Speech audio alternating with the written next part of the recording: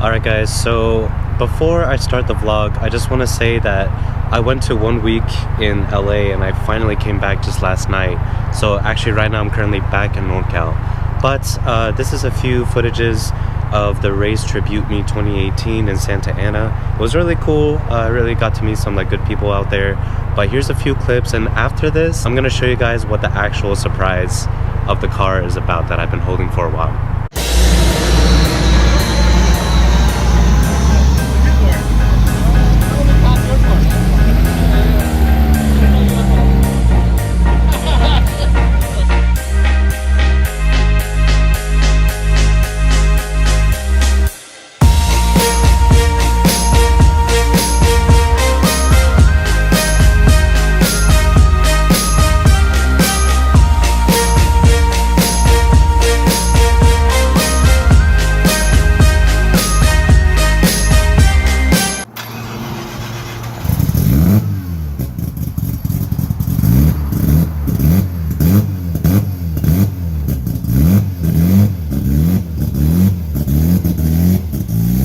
Alright, so I came back pretty much. Actually, I'm gonna start with this. I went to NorCal.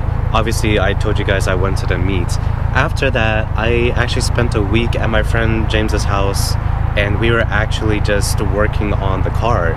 So what I'm saying is pretty much the surprise is done.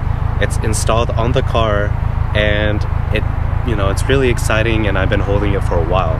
So hopefully you guys enjoy what I'm about to show you guys and appreciate it.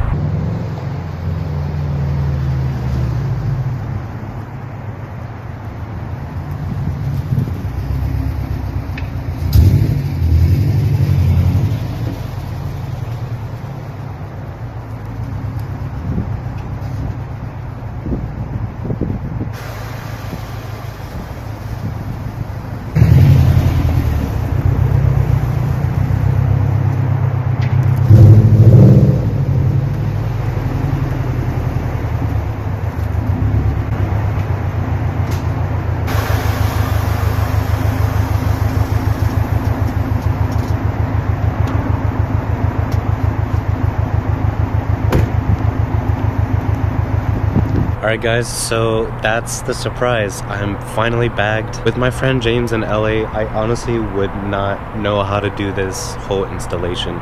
Believe it or not, we did all the installation ourselves.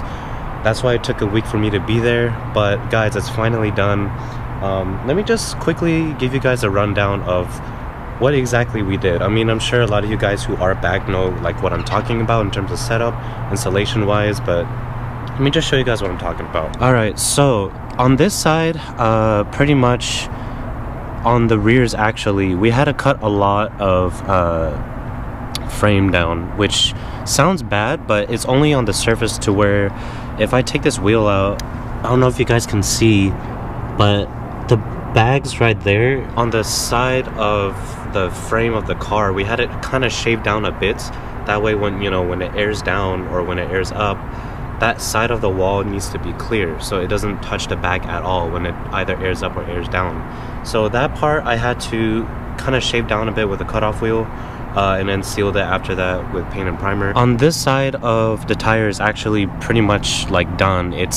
I could air down a little bit more actually, but for the most part this is actually the look that I want, is more of a tucked meaty tire sidewall just tucked into the flare.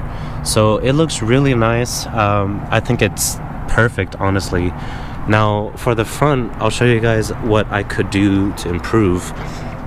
Is the coil itself, the spindles, I could lower the collar a little bit more. So right now it's total 1.5 inches, so I can make it maybe shorter to maybe 1 inch or so.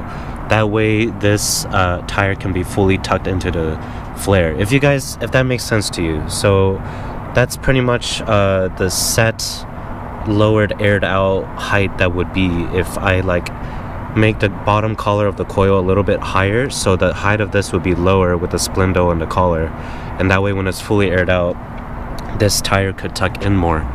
So that's pretty much the look I'm going for, exactly how the rear looks like with that. But just to show you guys the other side, Now we calibrated this, keep in mind we calibrated this like super last minute, so there's still some fine tuning that I need to do. But like in here, the height is fine for the most part actually. I don't need to adjust the height. It's more of just probably camber if anything. So if you guys can kind of see, if I put this to the side of the flare, if you see like how the tire is like kind of sunk in more, I just need to bring it out a little bit more to positive camber, and that way it'll be more flushed with this flare. So I'll do very minimally, that way it won't touch the flare when I air out. But in terms of height, guys, yeah, it's pretty good for what it is. And then for the front side, I could probably adjust a little bit more too, but this side looks a little bit lower than the driver's side. But anyways, yeah, there's like fine tunings that I would need to do in terms of the collar for this side of the car. So that's pretty much the height. And like I said, we did this super last minute because I needed to come back home yesterday. So today's Saturday. I actually needed to come home yesterday. That's why I was like, screw it, let's just, you know, kind of eyeball it, and whatever works, and I'll just do the fine tuning at home. So pretty much that's what I had to do. And for the last final thing of the trunk setup, so I had a WeatherTech matte trunk liner going around, and it was really nice. It's still good, I could still use it, but what I had to do is I had to pretty much just super last minute think of where to put all the, you know, the compressor, tank, and the air management. So for those of you who has STIs or WRX sedans in general, for this here specifically, you could always do this. This is what I had, a compressor that's just on the top. I mean, I like it that way. That way I could still use my trunk, but given literally my tank is right there, so I didn't have time to drill the tank to that side of the wall either. But I mean, like I said, it was super last minute. And then for the air management system, it's right there. So this part of this thing right here, this is actually what came with the car. This is not by WeatherTech or whatever. It actually worked perfectly because I could put the air management like right there, and then I just had to cut part of the foam to clear like the harness connector right there.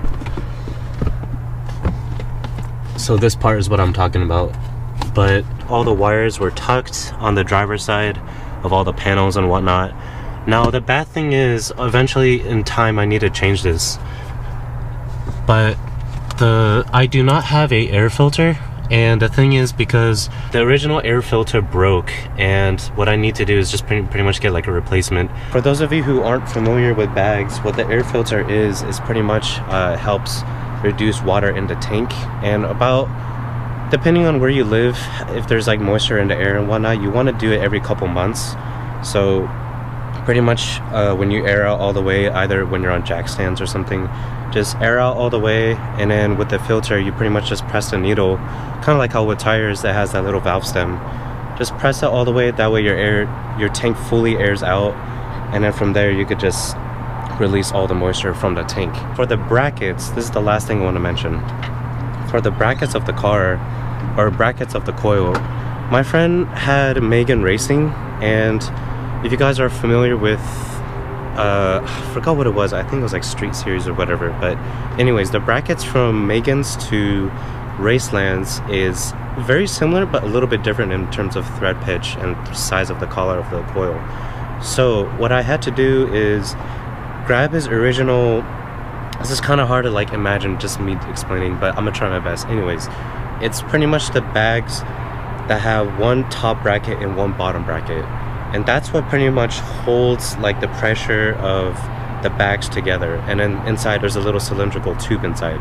So with the brackets on the top and bottom, the center board pretty much was a little bit too small for mine, for my Raceland coils. So what I had to do with a porting tool and like a rotary tool, I had to pretty much bore out the center part to get a little bit bigger to fit my collar, or to fit my collar coil, whatever. So it was a lot of work. I had to do that just to fit my coils, and then from there I had to just, you know, find where I needed to do the airlines, and I just pretty much mocked up everything, and last minute it worked out.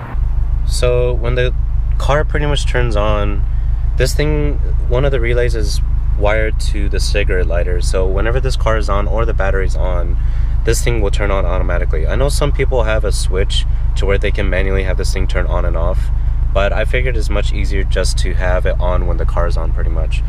But anyways, max tank is actually 150 psi right there. And then for the preset heights, I actually have it obviously what you see right here, but the thing is, it's not really leveled. This wasn't calibrated on a flat surface like I said earlier, so I have to go back and change that. But pretty much this is my ride height right now, and if I go to, let's say, like speed bumps and whatnot, which would be this button right here, I just double click it.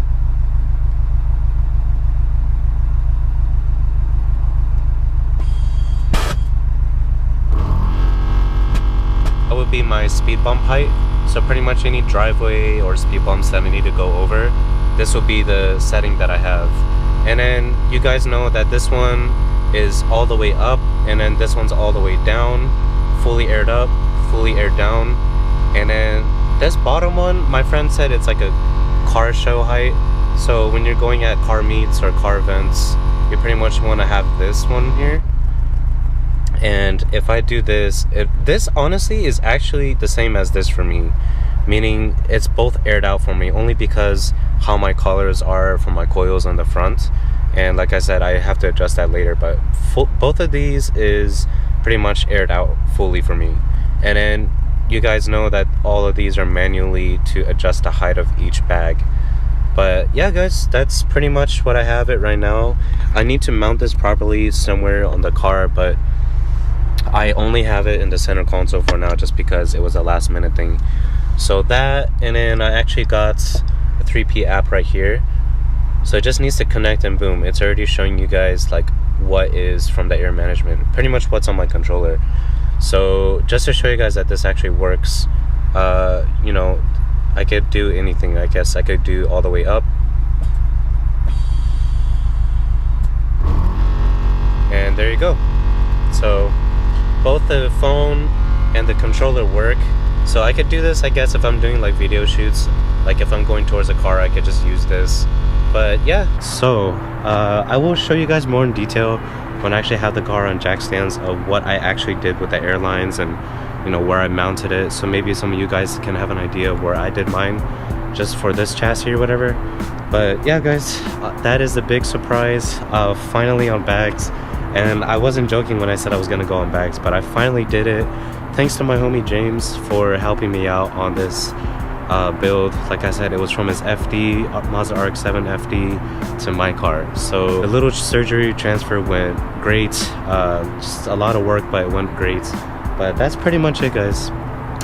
If you guys have any questions or anything I missed out, please comment down below and I will try my best to answer you guys in best of my knowledge. But that's pretty much it guys. The next thing I would say, and I'm just gonna say this now, might as well, but it's gonna be the carbon fiber hood. I am gonna do a VIS Terminator style carbon fiber hood, so it'll give it a last nice touch before I have to touch the bumper. And then from there, I'm pretty much done with exterior guys. So just those two things remaining and I'm finally done with the car. But besides that, that's pretty much it. One last thing, I want to say thank you to actually James again and DK Daniel from It's Garage Life for this shirt.